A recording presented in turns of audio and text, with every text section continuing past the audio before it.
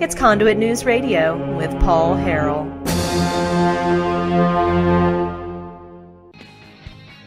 All right, folks, welcome back to the program. Thanks so much for being with us. We have with us Dr. Michael Busler is back with us. He's a professor of finance at Stockton University in New Jersey. Dr. Busler, thanks for joining us again this morning. Hi, Paul. How are you? It's my pleasure to be here. I'm doing good. Did you have a good New Year, a happy New Year, sir? We certainly did. A very happy New Year, and we enjoyed it, and we're looking forward to a prosperous year this year. Well, so I wanted to talk to you about that. I guess I've been kind of on vacation. Yesterday was my first day back, but we do have some of these headlines throughout the end of the year about just these massive stock market fluctuations. Were you following all of this when it was going on? Yes, I certainly was, and frankly, I'm a little bit baffled by it. If you take a look at what an investor is willing to pay for a share of stock, it depends upon their expectation of the corporation's future profitability. So if you think the corporation is going to have an increase in profitability, earnings per share go up, stock prices will go up, you're willing to pay more for a share of stock. If you think the opposite, that is, profits are going to go down, maybe the company has losses and the stock price is going to fall, then you're willing to pay less for it. So this year, corporate profits are up about 20% over last year. Some of that's due to a better economy, and it's due to the large tax cut that Congress passed. So I thought stock prices would be higher this year as a result of that. Now, some of it may be due to uncertainty about the future. The consensus view is that the economy is probably going to slow down next year. Now, I don't share that view, but the consensus view is the economy will slow down. 2018, the fourth quarter number will be out the end of December, and then we'll estimate the entire year. Looks like 2018 will be the first year since 2005 that the economy has grown at over a 3% rate. We'll probably come in about 3.2% for the year. I think next year the growth will be even a little better than that. Now, again, the consensus view is the opposite. The consensus view is things are going to slow down. But I don't really see that happening. The consumer sector, consumer confidence, although it did dip a little bit last month, is still at near record highs. Business investment was up almost 10% the first half of 2018. Did slow down a little bit in the third quarter, but business investment is high, so business is ready to invest and have the economy grow. And if you take a look at the unemployment figures, they're at historic lows, and right now there are more job openings than there are unemployed people. So plenty of opportunity for people to go into the workforce. So with all that, I don't really see the economy slowing down next year. So because of that, of my view, it's a little baffling to me to see why the stock market has dropped so much in the past month or two. I think that once some of this better economic data starts to come out, that the stock market will recover, and I have a feeling by about mid-year we'll probably have recovered all of the losses in the last month or so. Now, the stock market, investors in the market are also a little uncertain for two reasons. One, the trade war, we're not quite sure how that's going to turn out. Again, I think it's going to turn out to be a long-term positive, even if there's some short-term pain put in place. And the second bit of uncertainty is today the Democrats will take control of the House of Representatives. And they have a different view on economic policy than the Republicans. Because economic growth has been so bad for so long, and again, we haven't had 3% growth since 2005. We haven't had a 4% annual growth since the year 2000. So because growth has been so poor and it's causing a lot of our other economic problems, income inequality, high unemployment, low labor force participation rate, all really due to slow growth. So President Trump and the Republicans are concentrating on growing the economy. That's why President Trump immediately got rid of some growth-stifling regulations, and it's also why Congress last fall passed a tax cut for both business and consumers, all geared to stimulate economic growth, and indeed it is working. Since President Trump started to reduce regulations, the economy has grown at over a 3% rate, and the tax cut in the fall has helped to reinforce that. So again, we're going to continue at over a 3% rate and maybe higher in the future. So the Republicans are geared toward economic growth. The Democrats' economic policy is geared toward curing perceived social injustices. For instance, it's an injustice that everybody doesn't have health care. It's an injustice that CEOs make so much more money than the average worker. It's an injustice that minimum wages are so low. It's an injustice that big banks take advantage of consumers.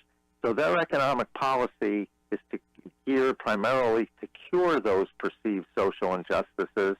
And each time you do that, you place a burden on economic growth, Yes. which is why President Obama, taking that Democratic view, he's the only president in U.S. history to serve a term in office without having at least 1 year where economic growth was at least 3%.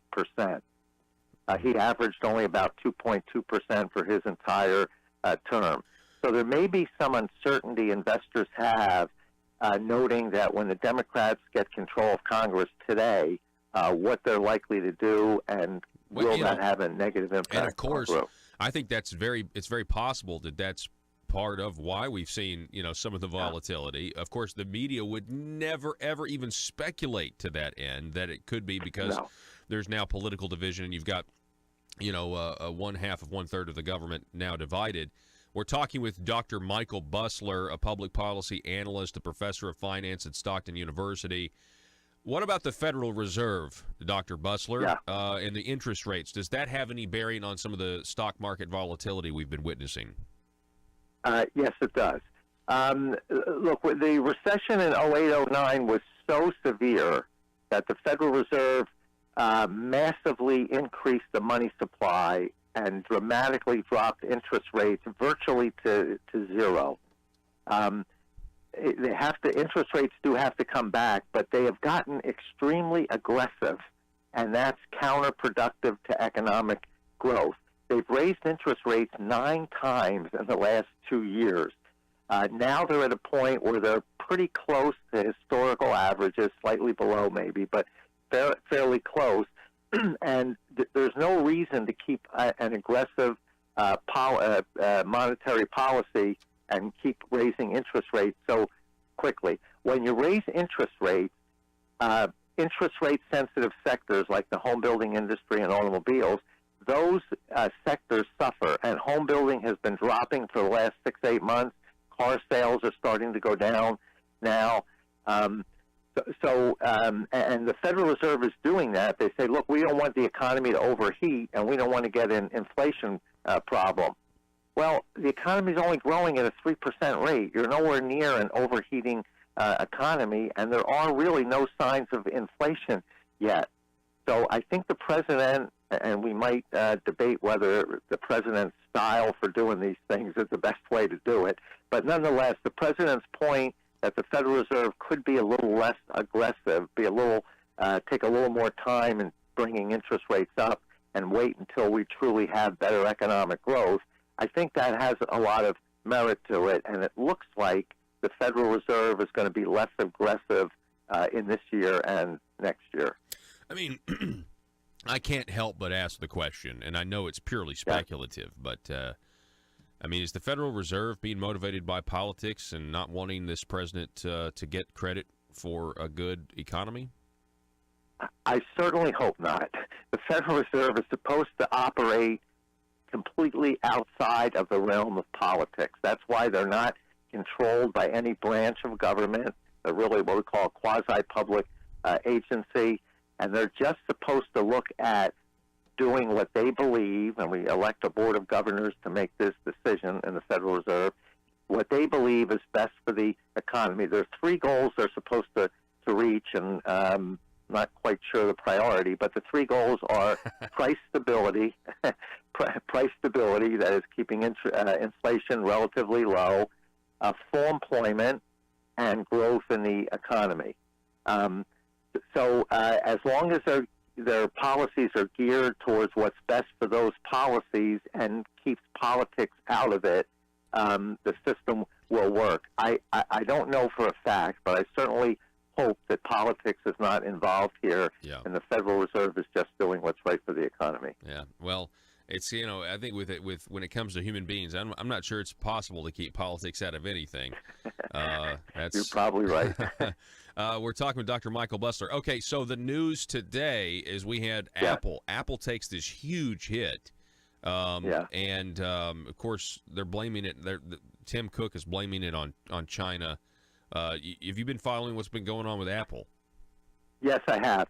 Apple has, for the last decade, really come up with some tremendous successes, mostly because they come up with new products. And in marketing, we like to say that the products that are most effective, that will be most profitable, are the ones that result in a lifestyle change.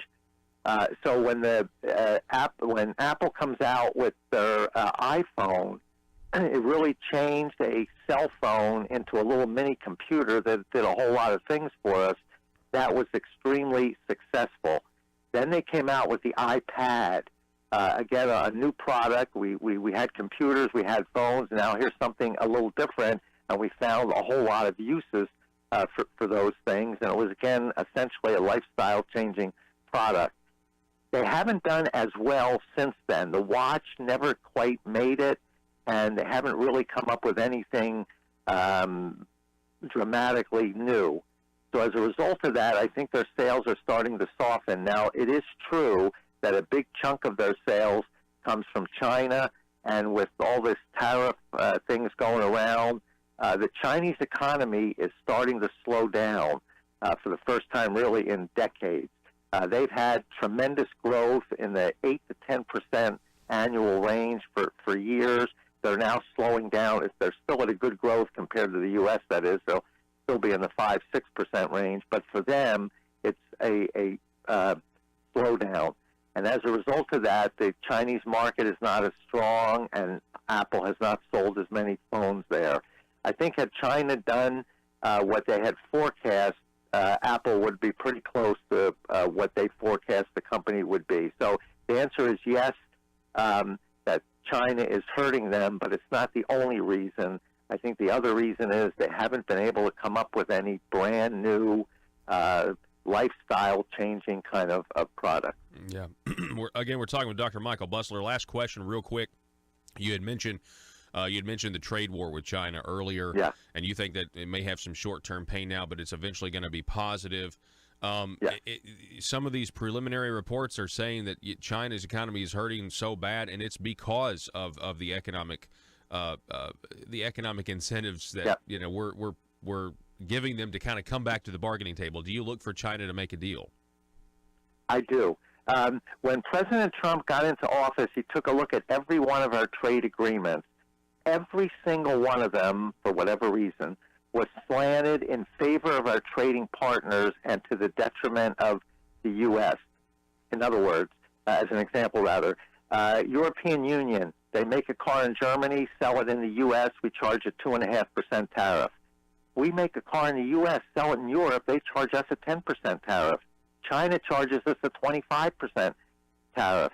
So every one of these agreements were slanted in favor of our trading partners. By having those lopsided tariffs, we pay a small tariff. We import a lot of their cars. They pay a large tariff. They're not buying very many of our cars.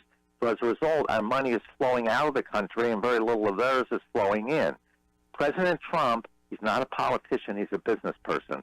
A politician would convene a summit with each one of the parties sometime in the fall. Then they'll come up with some solutions or some proposals, talk about it next spring. They'll meet again next year, and before you know it, you kick the can down the road. That's how politicians operate. President Trump is a business person. A business person sees a problem, particularly if it's affecting your bottom line, and you confront it immediately. So President Trump did that.